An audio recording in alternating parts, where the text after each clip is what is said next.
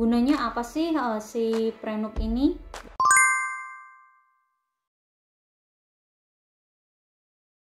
Tidak mempunyai prenup ataupun postnup, itu dia akan kehilangan hak memiliki aset yang ada di Indonesia. Itu nggak.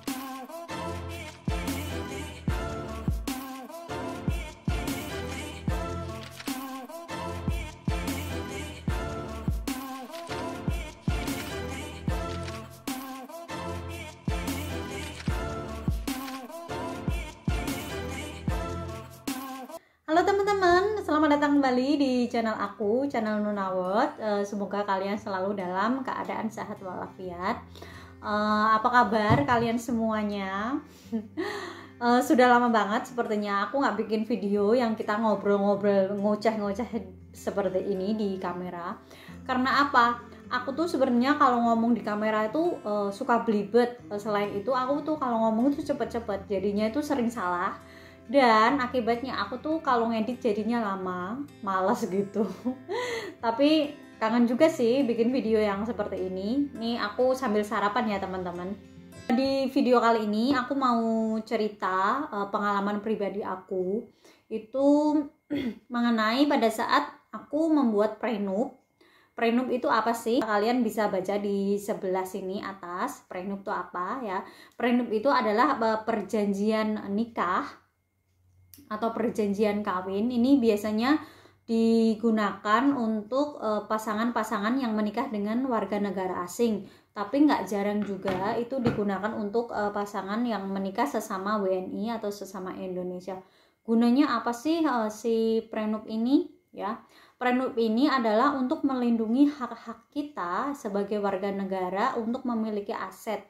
Nah, biasanya kalau yang wanita menikah dengan warga negara asing, terus dia punya aset, tidak mempunyai prenup ataupun postnup, itu dia akan kehilangan hak memiliki aset yang ada di Indonesia. Itu nggak langsung hilang ya teman-teman, dikasih waktu sekitar kurang lebih 1 tahun lah, 1 tahunan. Kalian bisa baca sendiri di undang-undang yang ada di atas ini. Dan aku buat prenup ini untuk menikah dengan otomatis warga negara Jerman ya, karena suamiku adalah WNA Jerman. Bagaimana caranya buat prenup, prosesnya bagaimana, kalian ikuti terus, jangan di skip video ini ya. Aku sambil sarapan dulu. Ini biasanya kalau pagi itu aku jarang sarapan teman-teman. Kalau misalnya sarapan, aku sarapannya cuman musli itu apa ya bahasa Indonesianya, aku malah lupa. Musli itu mungkin sereal, tapi dia bukan yang dari, aduh ini kucingku.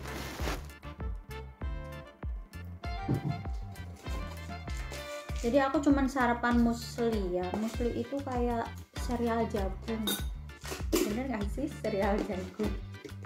Ya, musli itu kayak sereal gitu. Aku nggak pernah sarapan aneh-aneh, soalnya aku nggak biasa sarapan dari dulu. Kalau sarapan perutku jadinya rasanya nggak enak ya. Gini aja, bentar ya, aku sambil buat sarapan pakai susu aja.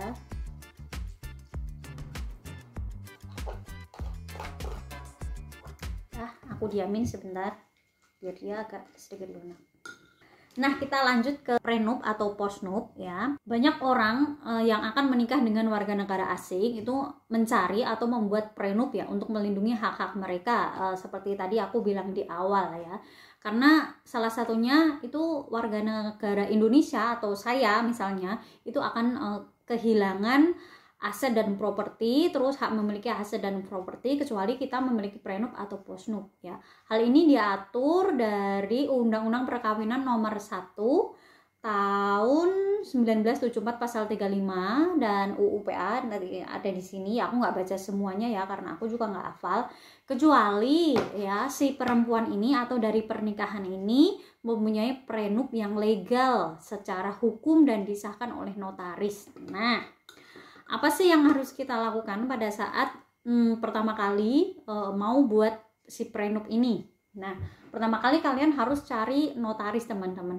Nah, untuk notaris ini kalian juga harus pinter milih, hati-hati juga. Kalau bagi aku sih notaris ini yang penting dia sah, legal di mata hukum, juga benar ya. Artinya aku nggak perlu notaris yang dia harganya selangit, atau juga nggak perlu notaris yang dia terkenal itu, aku nggak perlu.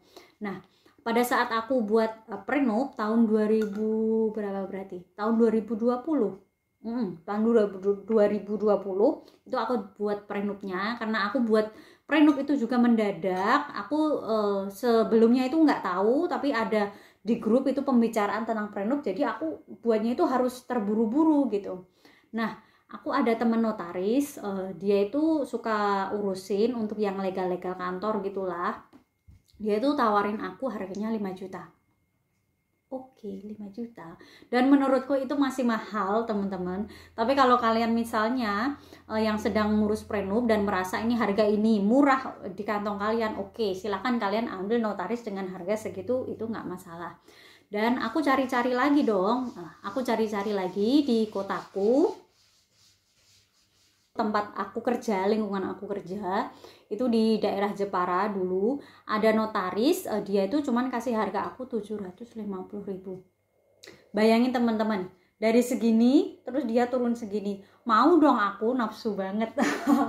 Dan sebenarnya aku tuh ingin banget ngurus prenup aku tuh di notaris ini, tapi sayang banget, padahal dia itu lumayan gede loh firmanya untuk notaris ini, karyawannya juga banyak. Tapi pada saat aku tanya dokumen apa aja sih yang aku butuhin untuk prenup aku, terus aku tanya-tanya aktif gitu, dia tuh responnya lama, cuman iya aja, terus katanya ke karyawannya begini, tapi dia tuh lama. Sedangkan aku kan mau cepet-cepet untuk ngurus si prenup ini.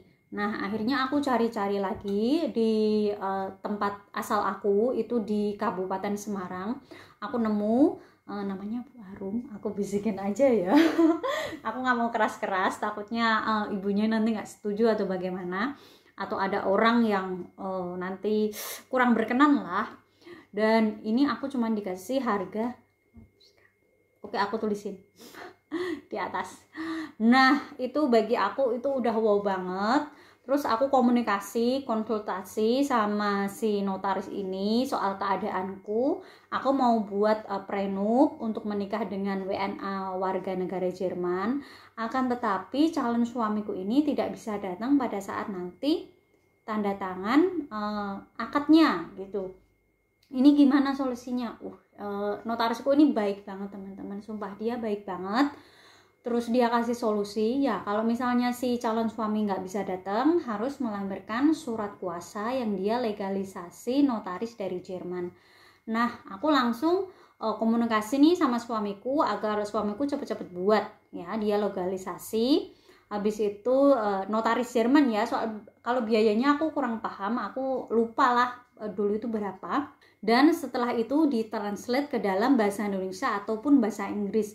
Kalau soal ditranslate ke bahasa Indonesia atau bahasa Inggris itu tergantung dari notaris masing-masing ya, dia setuju atau enggak sih gitu. Jadinya kalian harus sering berkomunikasi atau konsultasi. Nah, setelah itu surat kuasanya dikirim ke Indonesia ya. Terus aku persiapkan dokumen yang buat inti prenupnya ini, apalah isinya prenup ini apa sih gitu, yang mau disepakati dalam prenup ini apa sih. Biasanya si notaris ini kasih draft contoh, terus kita revisi apa aja yang cocok untuk kita berdua, karena masing-masing individu itu kan mesti beda ya kebutuhannya. Siapa tahu nanti punya aset nggak mau dipakai semua atau bagaimana, itu terserah dari masing-masing individu. Untuk dokumen yang aku harus siapkan pribadi ya, dari WNI itu cuman KTP asli, terus fotokopi KTP, fotokopi KK, terus juga surat pernyataan. Nah, untuk calon suami aku itu ada paspor fotokopi, terus ada ID fotokopi, terus surat kuasa asli ya, surat kuasa asli ya teman-teman, bukan yang kopi, bukan. Setelah itu juga draft yang telah disetujui oleh kedua belah pihak ini berarti aku dan calon suami. Nah, setelah itu aku dipanggil ke notaris. Setelah semuanya jadi, aku tanda tangan di situ, dijelaskan. Nah, aku tanda tangan itu mewakili suamiku juga, karena suamiku nggak bisa datang kan. Nah, pada saat sudah selesai itu aku menunggu sekitar 2 hari. Ini sudah bisa dipakai untuk dokumen prenup yang sah dan bisa dipakai di Jerman juga asal kalian translate dan legalisasi. Ini punyaku, ini aku translate dan aku lampirkan pada saat aku menikah di Standesamt Jerman. Dan bagi teman-teman yang lagi ngurus prenup itu kalian harus pinter-pinter pesen aku cari notaris ya, banding-bandingin dulu, jangan satu langsung kalian pakai, siapa tahu harganya di tempat lain itu lebih murah ya kan, lumayan juga menurut aku. Tapi kalau misalnya kalian sultan itu juga nggak masalah mau pakai yang mahal-mahal. Dan bagi teman-teman yang lagi ngurus prenup ataupun postnup itu juga bisa ditanyakan, karena ada beberapa notaris seperti notaris aku yang 3 ini aku tanyain, kalau aku mau buat postnup itu bagaimana, bisa nggak? Postnup itu apa sih bedanya?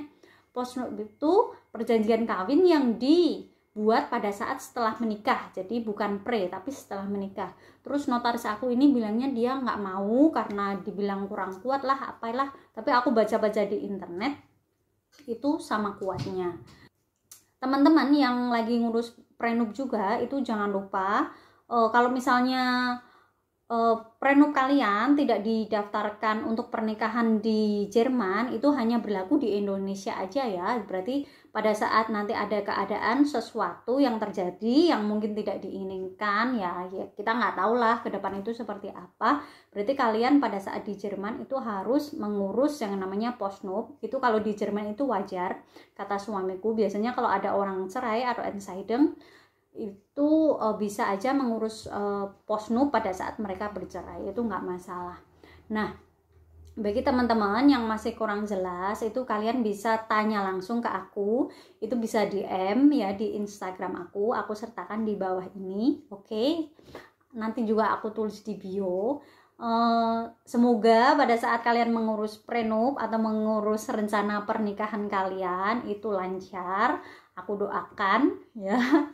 Dan terima kasih sudah menonton videoku ini yang mungkin aku bicaranya agak cepet-cepet ya, karena aku sudah bilang tadi di awal, mohon maklum aku tuh kalau di kamera ngomongnya tuh suka cepet-cepet gitu teman-teman ya. Sampai jumpa lagi di videoku selanjutnya, bye bye.